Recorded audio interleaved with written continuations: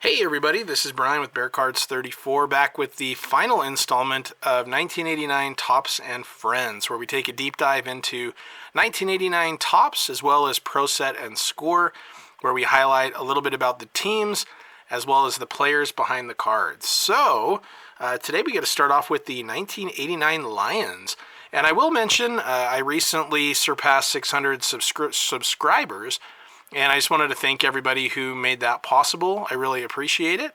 And for people who enjoy these videos, who are into the content of the football cards, I do have a little bit of a giveaway for the end of this video. If you're interested, feel free to stick around for the end and I'll explain what that would look like.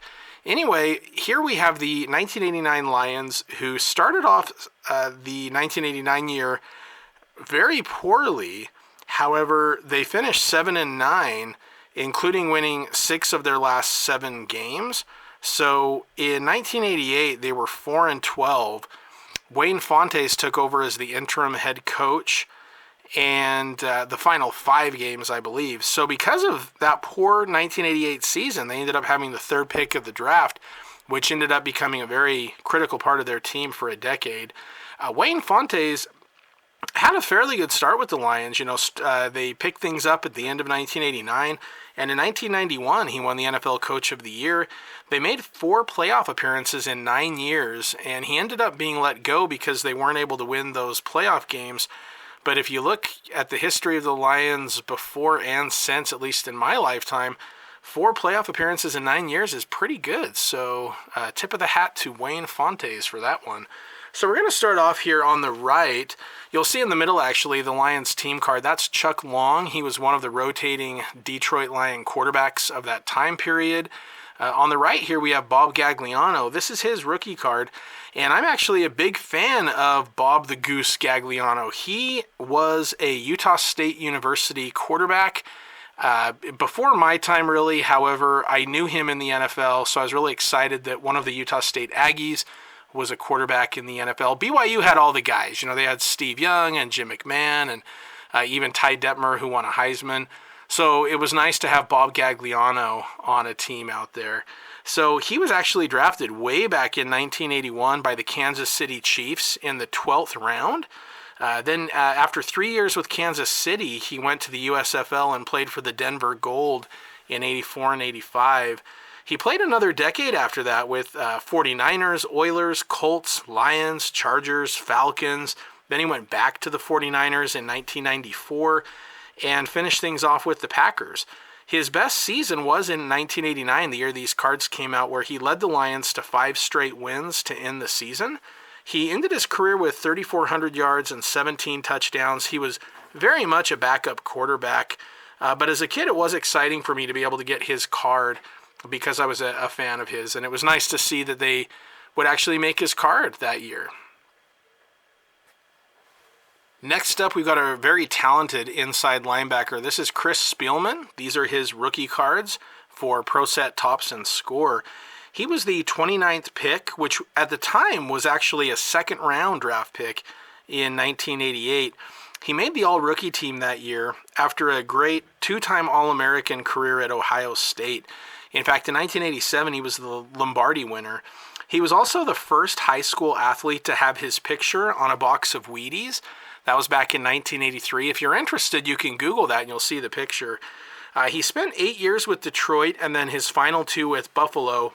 He's the Lions' all-time leading tackler. So in those 8 years, he did account for over 1,000 tackles since 1973 anyway, when teams started recording tackles. His best year statistically with tackles was in 1994 when he had 194 tackles. His second year with the Bills, he battled a neck injury, and in 1998 he chose to step away from football to be with his wife, Stephanie, who was battling cancer. She had a long battle on and off with cancer. Unfortunately, she passed away a little over a decade ago. But he had, put those priorities in place to stay home with the family that year. He did return in 1999 to play with Cleveland, but he had to retire before the season started after a second serious neck injury. And then he went on to a broadcasting career, and he's actually back with the Lions now as a special assistant to the owner. But he had a great career. He was a 4-time Pro Bowler, 3-time All-Pro. He's part of the Lions all-time team, and he's part of the College Football Hall of Fame as well.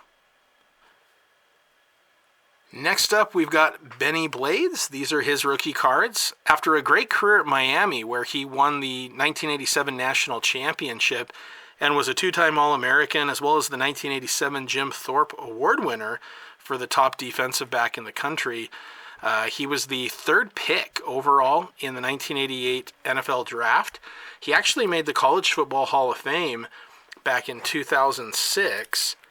And so these are his rookie cards. Now, his brother, Brian Blades, was a very talented receiver for Seattle. We talked about him earlier in the episodes, but he, in Benny's final season in 1997, he joined Brian with the Seahawks. And so once again, after being college teammates back at Miami, they were able to play as teammates for the Seahawks during Benny's final final season of his career. So Benny Blades had a very good NFL career. His best year was in 1991, where he made the Pro Bowl. He was an All-Pro. His team made it to the NFC Championship game. And 3-time second-team All-Pro, Benny Blades. Next up, we've got Rodney Peete. These are his rookie cards, and he was a rookie in 1989. And again, this is that first year when football players were able to have rookie cards the year they were a rookie. You didn't have to wait an extra year for a lot of these guys. So I remember Rodney Peete in college. He was an 88 All-American from USC. He set a lot of passing records for that team. And I really remember the USC versus UCLA rivalry. And there was a game with Troy Aikman that was on national TV, which Peete won. They defeated UCLA. So anyway, it was a really cool to see him on the Lions playing with Barry Sanders. I was hopeful he was going to do well. Not well when he played the Chicago Bears, but that he was going to have a good career. He ended up playing for quite a few years. He was a very talented athlete. At USC, he also played baseball and was drafted by 3 different teams while at USC. He was actually drafted in both 1988 and 1989 by the Athletics, and then in 1990 by the Detroit Tigers. The Lions selected him in the 6th round. He had dropped in the draft because of concern with his size and his arm strength, but he won the starting spot in preseason. Unfortunately, though, an injury forced him to miss the first few games. He did get a play and start in 8 games and finished his rookie year with 1,500 yards and 5 touchdowns. In 1990, he ran once in a game for 97 yards against the Buccaneers, but he did struggle with injuries and inconsistent play. Like I had mentioned earlier, he was part of that Lions quarterback rotation with Bob Gagliano, later on Andre Ware, Eric Kramer, all those guys. And so in 1994, he joined an old quarterback rival from college, Troy Aikman, and was Aikman's backup in Dallas. He played through 2004. Played on a lot of teams. He was also on the Eagles, the Redskins, the Raiders, the Panthers. In his career, he threw for over 16,000 yards, played in 104 games, threw 76 touchdowns, but unfortunately, he also threw 92 interceptions. He's married to actress Holly Robinson Peete. So if any of you were around back in the day for 21 Jump Street with Johnny Depp, she was one of the actors on that show. Next up, we've got Richard Johnson. This is his NFL rookie card. He was also played in the USFL. And of note, he was very successful in the USFL. In 1984 and 85, he had over 100 receptions both years, including 115 catches in 1984, which was the most receptions in a season by a pro football player. They even mention it right here on the back of his card. So a very impressive start with the USFL. Now, he played with the Gold and the Gamblers, and he bounced around after the USFL folded. He was cut by the Jets in training camp in 1986. He spent 1987 with the Redskins, but he only had 1 catch for 5 yards, and he was cut later in the year. Then he played with the Bills for the rest of 87, but had no catches. He didn't even play in 1988. And then in 1989, he all of a sudden just blew up in the NFL. He had 70 receptions, 1,091 yards, 8 touchdowns. And in 1990, he had another good year. He had 64 catches for over 700 yards and 6 touchdowns. And then all of a sudden, he's not in the NFL anymore. And I looked, I could not find anything. I don't know if he just decided to retire. I don't know if he had an injury. I don't know if he was, for some reason, released after 2 very productive years. But for whatever reason, he was just out of the league after that time. So for a guy who just blew up in the USFL and then was just not playing or bouncing around with little playing time at all, to suddenly just shoot to 1,000-yard receiver and having, almost, 1,900 yards in 2 years, and then he's just done. But anyway, that was a receiver that I, really thought had some, some good times there at the beginning of the 89 season with Barry Sanders. So here's Jerry Ball's rookie cards. He did not have one for Topps, unfortunately, but he was a third-round pick in 1987 out of SMU and made the all-rookie team. He had a 13-year career, very talented defensive end and nose tackle, and he made the Pro Bowl 3 times. He often was double and triple teamed, which would change the plans that the offense would have to do to account for Jerry Ball. He played 6 years with the Lions, then went on to the Browns and Raiders, and he was part of the Minnesota Vikings 15-1 team. So he had some good success even outside of Detroit, but I'll always remember him as a Lion.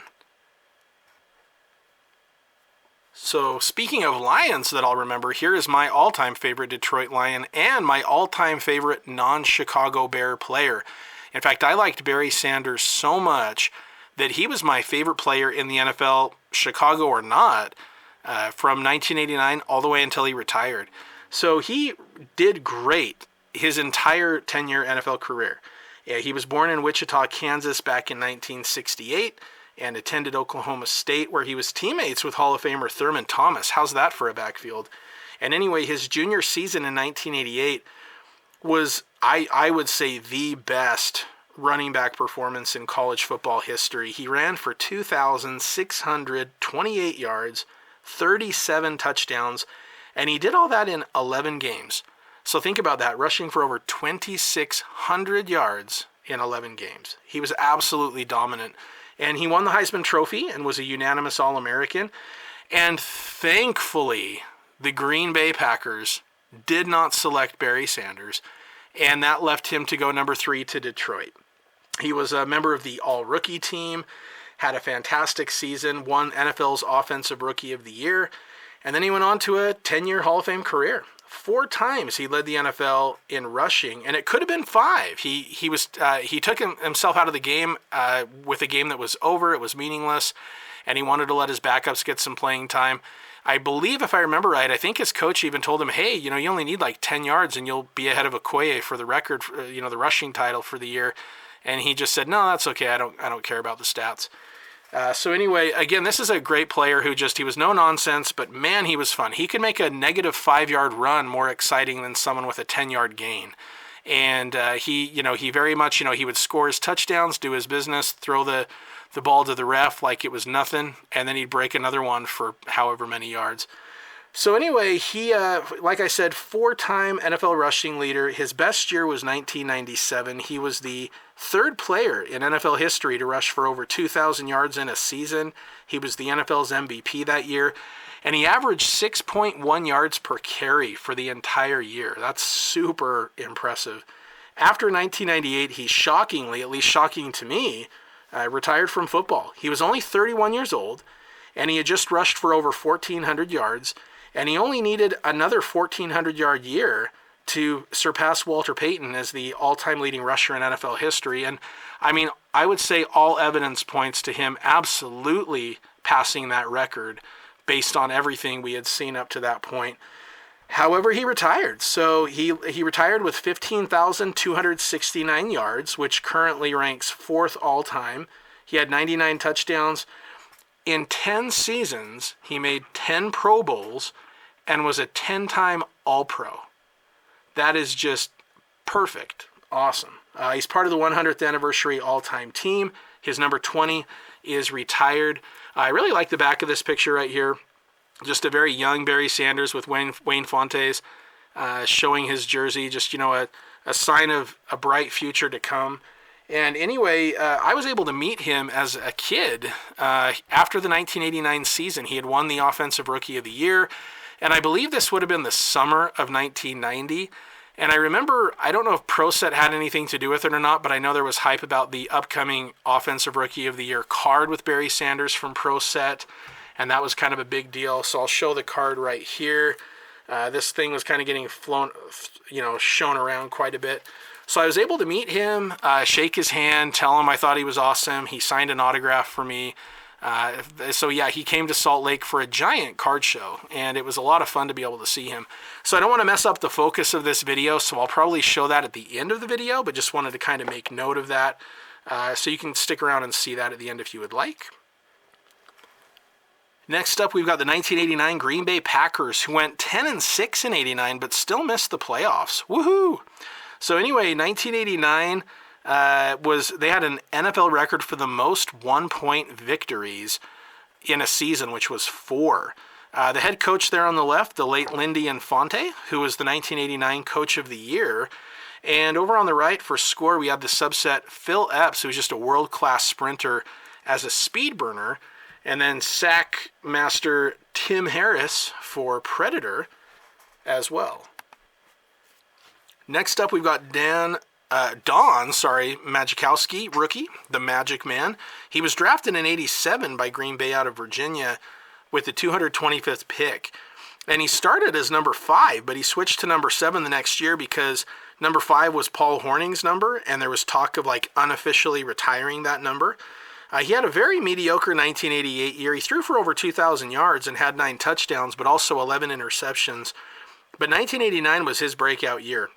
4,300 yards, 27 touchdowns. He became an All-Pro, made it to the Pro Bowl. He was the 1989 NFL passing yardage leader, and he just had a fantastic year. I mean, there was a lot of talk that, that he was going to be the next big thing for Green Bay, and in '89, he really was. Unfortunately, he got injured during the 1990 season after signing a big new contract. In '91, he struggled, and he ended up being benched for our guy Mike Tomczak for a little while.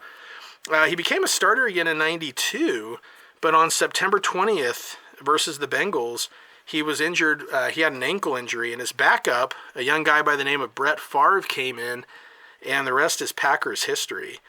He did play in '93 with the Colts, and then 4 more years after that in the NFL with the Colts and a couple with the Lions. He's kind of a one-hit wonder, but he is a member of the Packers Hall of Fame. Okay, so I'm a Bears fan, right? And I'm telling you right now, Sterling Sharpe should be in the Pro Football Hall of Fame. This guy was strong, physical. He was tough. He caught everything that would be thrown his way. He was a 7th pick in the '88 draft out of South Carolina. His number 2 was retired by South Carolina before he had even finished playing there because he was that good. He's part of the Green Bay Hall of Fame, but really should be in the NFL one as well. So he only had a 7-year career.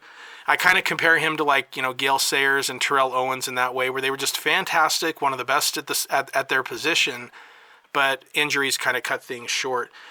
But in his 7-year career, other than Jerry Rice, Sterling Sharpe was the top of the list. He was born in Chicago, bear down, but he grew up in Georgia with his grandparents and siblings, including Hall of Fame brother Shannon Sharpe. So anyway, he started all 16 games as a rookie, and in his second year he had 90 catches, broke the Packers' mark for most receptions and receiving yards in a season. And by '92 with Brett Favre, that became a great combination. In 1992, he had 107 receptions, which broke the NFL single-season mark, which had been with Art Monk, which we can see in this one right here.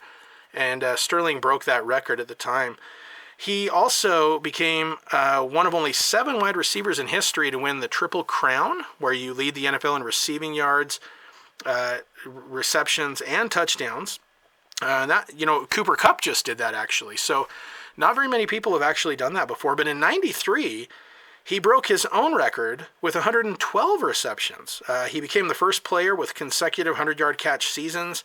And in 1994, he had 18 touchdown receptions, which was the second best of all time at that time. So listen to this. In 7 years, he had 8,100 yards, almost 600 receptions, 65 touchdowns, 5-time Pro Bowler, 3-time first-team All-Pro, 3 times he led the NFL in receptions, 2-time NFL reception touchdown leader, 92 reception yards leader, and he's part of the Green Bay Hall of Fame. So Brett Favre, if you think about it, with Brett Favre on the team and the Packers on the rise, they ended up going to a Super Bowl and winning not long after. The team was really building, and you just think of what could have been with Sterling had he stayed healthy, and the legacy that would have been. His brother Shannon advocates for him to get into the Hall of Fame. In fact, a lot of people do. But Shannon gave his first Super Bowl ring to Sterling, and had a really nice tribute for him when Shannon, made the Hall of Fame. I will mention, though, his career was cut short because in 1994, actually in Week 16, he was having another great season, another 1,000-yard season. Versus the Falcons, he put a block on safety Brad Edwards, and his head was jammed back, and it looked pretty harmless, but he was down for a few minutes before he got up and walked off the field. And then a week later in the season finale, he made a catch and was tackled, and he knew something was wrong, and so he ended up getting checked out, and they found that he had an abnormal loosening of his first and second vertebrae. He had to have a surgery to fuse that and could never play again. So anyway, very unfortunate that he was not able to finish his career, but man, he was good when he was playing. So I'm a big fan of Tony Mandrich because he's the reason Barry Sanders is not a Packer. He was the second pick in a historically great 1989 draft, ahead of, like I said, a lot of different Pro Bowlers, Hall of Famers. He became known as one of the biggest busts in NFL history, but he was on the cover of Sports Illustrated multiple times. He was an All-American at Michigan State, born in Ontario, and the CFL drafted him as well. But unfortunately, he was a character. He once challenged Mike Tyson to a fight. He had his dog named Axl after Axl Rose of Guns N' Roses. But after 3 disappointing years in Green Bay, he was cut. He ended up struggling with addiction.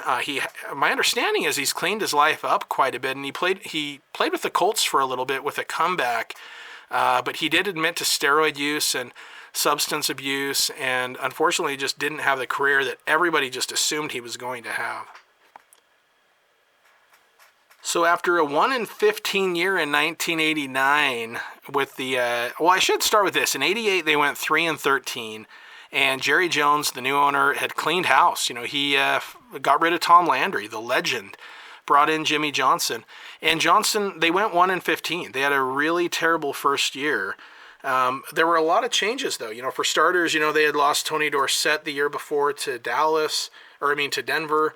And then they traded Herschel Walker in that trade because, Herschel Walker had led the NFC in rushing and had a 1,000-yard year. He was a great player. They even highlight him here on this speed burner card as well. But by trading him, they ended up getting a plethora of draft picks, and those picks set them up and players for a dynasty to come.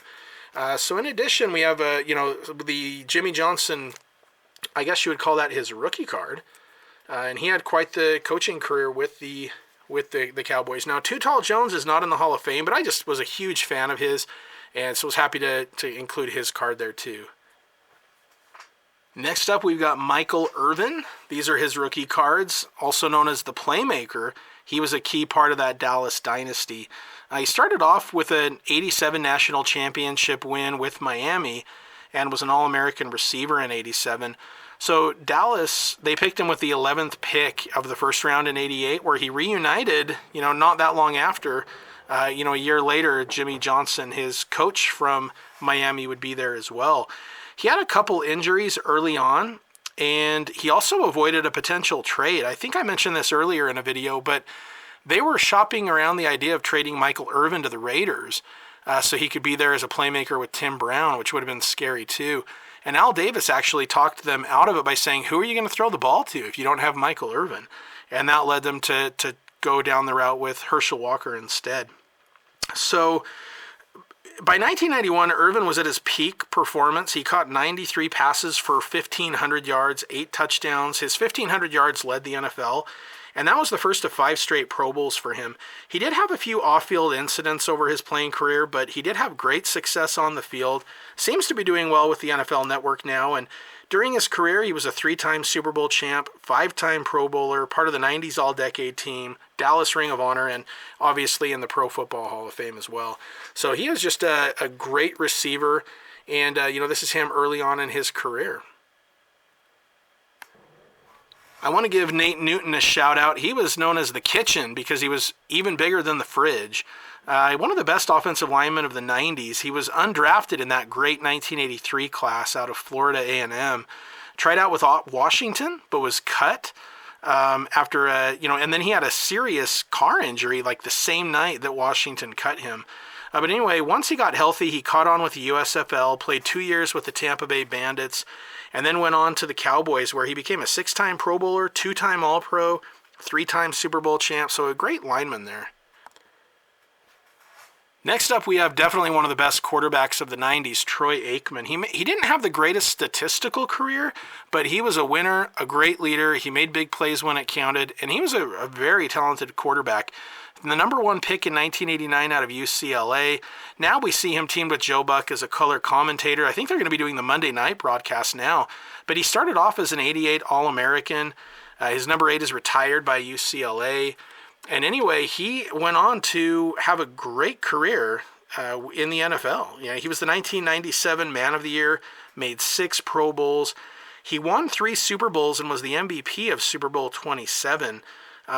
He was one of 2 quarterbacks for the Cowboys drafted that year in the first round. They drafted Steve Walsh as a supplemental draft pick. I don't know if it was just because Jimmy Johnson liked him because that was his quarterback in college, or if it was insurance in case Aikman didn't work out. But anyway, Aikman had a great career. Unfortunately, concussions and back pain during the 2000 season led him to retire. He almost played again with the Eagles in 2002 and the Dolphins in 2003, but it didn't work out. But anyway, he was just a great quarterback, one of the legendary players in Dallas history. All right, I'm going to rip this last pack, but I do have a little giveaway. I'm going to be giving away all of this that you see here, just a few of the cards that are featured with some of the set from this year. So some rookies like Bobby Humphrey, Steve Tasker, Sterling Sharp, Chris Carter, Tim Brown, Rod Woodson, Michael Irvin, Thurman Thomas, and Troy Aikman. That's the giveaway, and what I want you to do is, if you want to be in the giveaway, be sure to include, I'd like to know which of the 3 brands from 1989 is your favorite of the 3 brands. And you can base that on look, design, whatever. So you've got 1989 Pro Set, Tops, and Score. So leave that comment in the description, and then I will include all of you in one of my old-fashioned drawings where I, pull the name out of a hat. And I'm also curious to see what everybody picks, so I'll let you guys know what the order is as far as favorite of those. All right, so Dalton Hilliard, Stanford Jennings, Dan Marino Record Breaker, Dan Hampton, nice. I'll go ahead and throw that in that pile as well. Scott Dill, Browns team card, Michael Walter, Gary Anderson, 1,000 Yard Club. We got a Brian Brennan, Devin Mitchell, Duron Cherry, he was awesome. Charles Mann, very good. Tom Rathman, Alfred Anderson, Mike Moonchat, Hall of Fame, nice. And David Grant. So not a great pack. I was really hoping to get like a Tim Brown or Michael Irvin, but hey, still a fun rip nonetheless. All right, so everybody, I just want to thank you all again for 600 subs, for taking the journey through this 1989 season and the cards that came with it. Really appreciate that. Feel free to like and subscribe. And if you do want to be included in the drawing, make sure to include this for your vote. That's how I'll know that you want to be in that. And as always, go Bears.